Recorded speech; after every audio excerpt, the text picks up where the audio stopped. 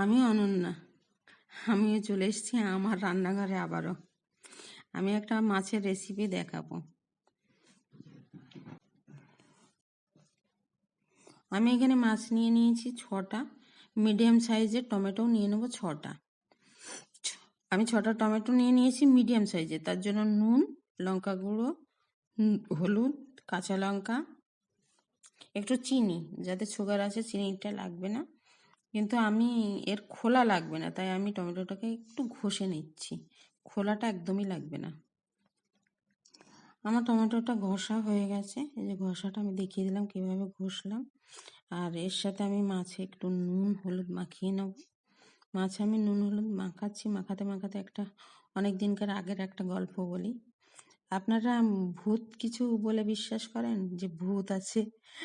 আমরা তো ভূত বলে বিশ্বাসই করি না। আমি এখানে কথা বলতে বলতে উনুন কড়া বসিয়ে দিয়েছি। কড়াতে আমি তেলও দিয়ে দেবো, সর্ষের তেল। তেলটা একটু পরিমাণে বেশি, না হলে তেলটা উপরে ভাসবে না, এই জন্য তেলটা একটু বেশিই লাগবে। আমার তেল গরম হয়ে গেছে, আমি মাছ দিয়ে দিচ্ছি। মাছটা বেঁকে না যায় তার জন্য কিন্তু বারে বারে উল্টে নেবে, তাহলে মাছটা বেঁকবে না। এই যে মাছ হচ্ছে, তার মাঝখানে একটুখানি গল্প বলে নেওয়া যাক ভূতের। মাছ ভাজছি যতক্ষণ ততক্ষণে। আর ভূত তো সবাই দেখে, আমিই তো দেখতে পাইনি কোনোদিন, অনেকেই গল্প করে। তবে কমেন্টে জানাবেন যদি ভূত দেখে থাকেন বা ভূতের সাথে কোনো পরিচয় হয়ে থাকে, তাহলে আমার শুনতে খুবই ভালো লাগবে। একটু কমেন্টে জানাবেন যে কারোর ভূতের সাথে দেখা হয়েছিল কিনা। আর আমি একদিন ভূত দেখার জন্য অনেক দূর পাড়ি দিয়েছিলাম, কিন্তু ভূত আর আমি দেখতে পাইনি। আমার দেখেই ভূত হয়তো পালিয়েছিল। যাই হোক, ভালোই লাগলো। আমার মাছ ভাজা ওদিকে কমপ্লিট হয়ে গেছে। আমি দেখাচ্ছি, আমার তেলটা গরমই আছে, আমার মাছ তোলাও হয়ে গেছে। আমি ওই পুরো টমেটোটাই ওই তেলের ভেতরে আস্তে আস্তে দিয়ে দেবো, যাতে ছিটকে হাতে না লাগে, আস্তে সাবধানে দিয়ে দেবো। দিয়ে আমি এবারে ওটাকে নাড়বো, যতক্ষণ ওটা পুরো রেড রং না হয় ততক্ষণে আমি ওটা নাড়তে থাকবো। তার মাঝখানে আমি আবারও গল্প বলে দিই। রানাঘাটে ট্রেনে নাকি ভূত আছে, তা আমি একবার ভূত ভূত ভূত ভূত নিয়ে আমরা একবার সব যখন স্টুডেন্ট লাইফ ছিল তখন ভূত দেখার উদ্দেশ্যে সব পাড়ি দিয়েছিলাম। ভূত তো দেখিনি, ভূতের সাথে আরো অনেক কিছু দেখিনি। আচ্ছা, আমার টমেটো এদিকে অনেকটা প্রায় লাল হয়ে এসছে, আমি দেখাচ্ছি যে পুরোটাই রং চেঞ্জ হয়ে গেছে, লাল চলে এসছে।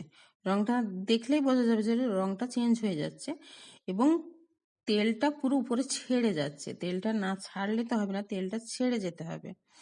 আমি তার মধ্যে দিয়ে দিচ্ছি পরিমাণ মতো নুন,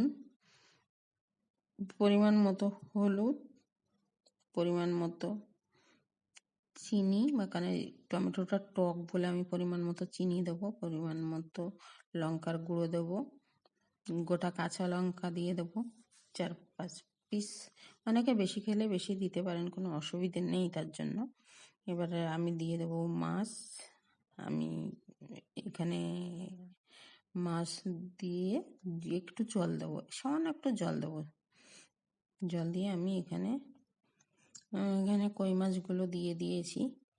দিয়ে আমি কই মাছের ভেতরে একটু জল দেবো, কারণ মাছটা একটু সেদ্ধ হতে টাইম লাগবে, সেই জন্য। না হলে ভেজেছি, কিন্তু টাইম তো লাগবে একটু সেদ্ধ হতে, না হলে। ততক্ষণে ভূত দেখার গল্পটা সেরে আসি। হ্যাঁ, চলুন ভূত দেখার গল্পটা। আমরা গেছি, এবারে কেউ বাদাম কিনেছে, কেউ চানাচুর কিনেছে, কেউ মুড়ি কিনেছে, এরকম ভাবে রাত্রে খাওয়া হবে এবং ওখান থেকে ফিরে আসা হবে। জানি না কত দূর যাবো আর কত দূর থেকে ফিরে আসবো। শিয়ালদায় সবাই প্রায় দল হয়েছিল, বন্ধু বান্ধব। একজন ভূতের ভয় পায় বলে সে আসেইনি, বলে যে আমার টয়লেট পেলে আমি টয়লেটে যাব কোথায়। এই নিয়ে তো হাসাহাসি হচ্ছিলই।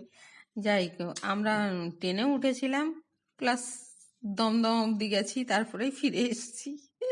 ভূত দেখা হয়ে গেছে। যদি কেউ ভূত দেখে থাকেন তাহলে।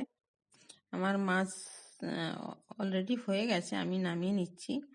নামিয়ে নেওয়ার পরে আমি এটা জায়গায় ঢেলে নিলাম। গরম ভাতের সাথে খাবেন, এবং খেয়ে দেখে কমেন্টে অবশ্যই জানাবেন মাছটা কেমন খেতে হয়েছে।